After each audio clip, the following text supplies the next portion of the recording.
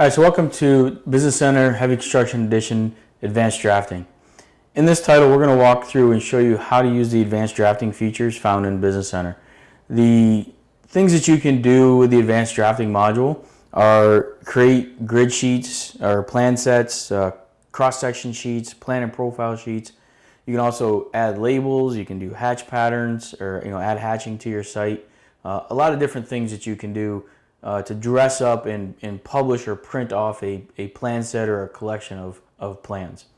So we're going to walk through this step by step, and it'll be broken down into different topics and different sections. We're going to start with creating a grid plan set. So I have a typical subdivision, and we need to print off some sheets. We need to print off a site layout plan, maybe to give to the guys to stake out in the field.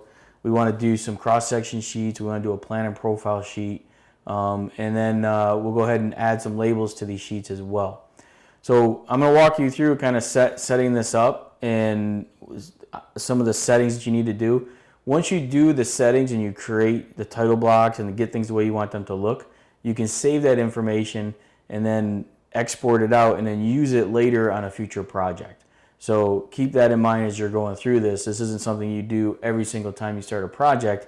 You'll want to do this the initial time that you get started, get things to look in the way you want them to look, and then you can save that information, save your template, and use that later on like I said, on future projects. So let's go ahead and get started.